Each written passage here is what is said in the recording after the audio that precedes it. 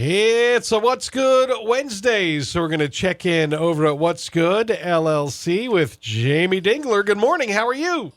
Good morning, Matt. I'm great. I'm actually just working on the What's Good Wednesday e-newsletter as we speak, and it is chock full of great news. Since we took a week off, lots of good news has been building up for us. You're loaded up because, we didn't get to it last week.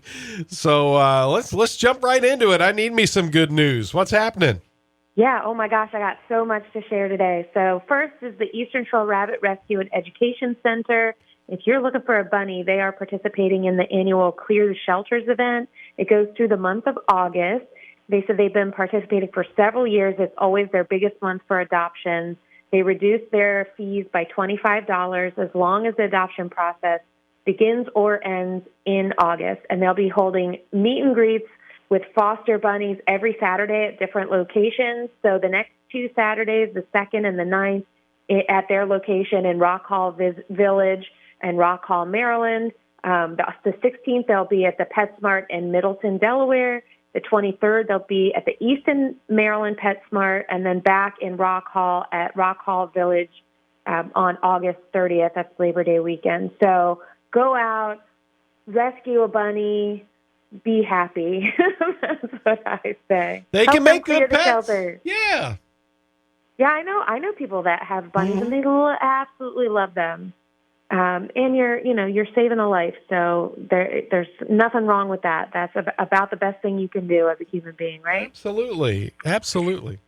All right, next we've got Talbot Interfaith Shelter. They're celebrating a really great event called Brunch and Couture that happened on July 20th. It was hosted by Dover Street Market. I happened to be at this event. It was super lovely.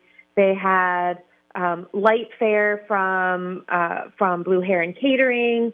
They had these beautiful china place settings from Set the Table. And then Mark Randall had a fashion show. It was run by his team. He couldn't be there, unfortunately, but just a ton of stunning looks from his boutique.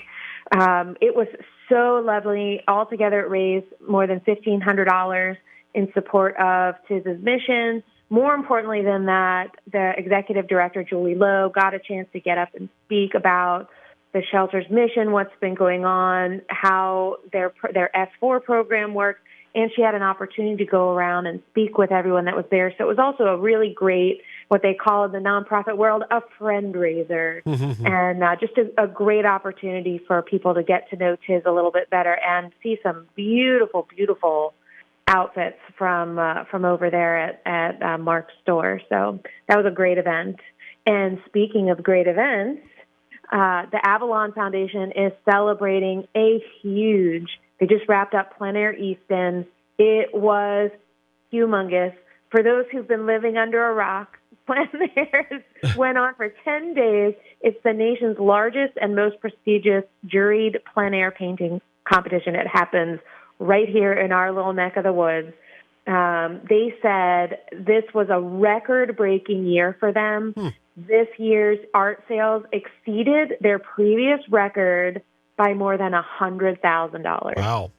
So just absolutely incredible. They said more than the art sales, this event has such a huge economic impact in Talbot County. They've got thousands of visitors that come, stay in local hotels, patronize local establishments. Yep.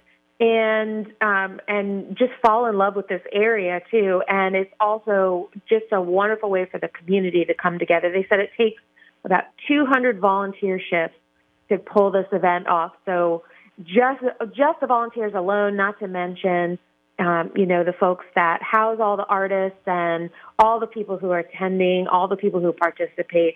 It's just an incredible community event. So congratulations to Avalon Foundation. I think that's phenomenal. Yeah, job well done. Congratulations. You can't get better than that. That is certain. I hope they get to take some time off because I'm sure that they are probably still sweating from being outside for 10 days. Next, we've got Positive Strides Therapeutic Riding. I love this. This is such a feel-good story. So they just completed a program called Time to Ride. It's an after-school program for at-risk students. Basically, it's a hybrid of classroom learning and horseback riding. and it aligns with a curriculum from the State Department of Education, Maryland State Department of Education. Basically, the kids learn about horse health and how it is similar to their health, horse behavior, and how a horse responds to fear the same way humans do, fight, flight, or freeze.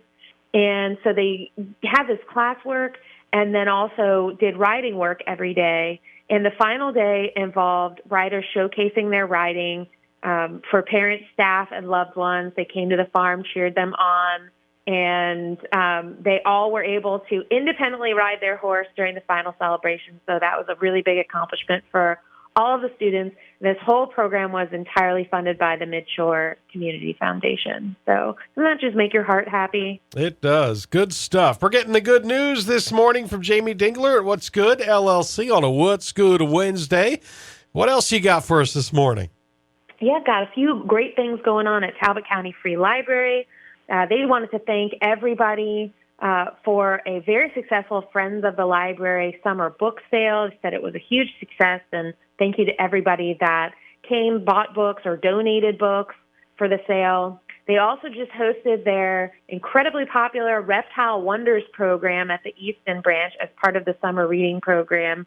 And they said people were just flocking to the Easton branch to see, learn about, and touch exotic reptiles from across the world. I'll take your word for it. That's not for me. Sounds great. I hope everyone enjoyed. And finally, they have, on July 31st, they're launching the ticket sales for a super cool fundraiser that is coming up. It's an evening with Elin Hilderbrand, who's a international best-selling author. It's going to be on September 22nd. There's going to be a talk with her and a book signing.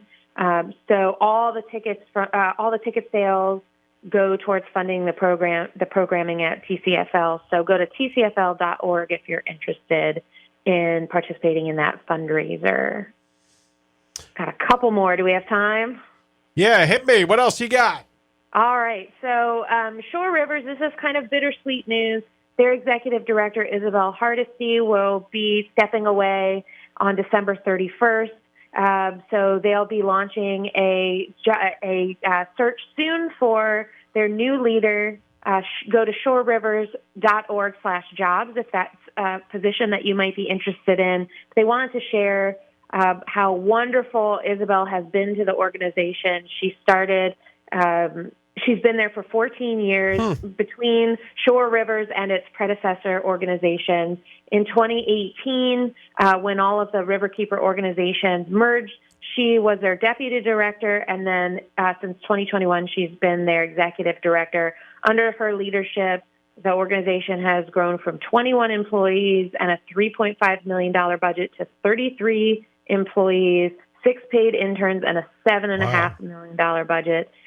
She's fostered an organizational culture of respect, transparency, collaboration, optimism, and hard work, and has helped Shore Rivers gain region-wide recognition and is a trusted voice in Annapolis for environmental issues. So, we wish her well on her new endeavor, whatever she is doing next, but it is a little bit bittersweet for the community because she is clearly such a wonderful leader, and so they just wanted to share that news.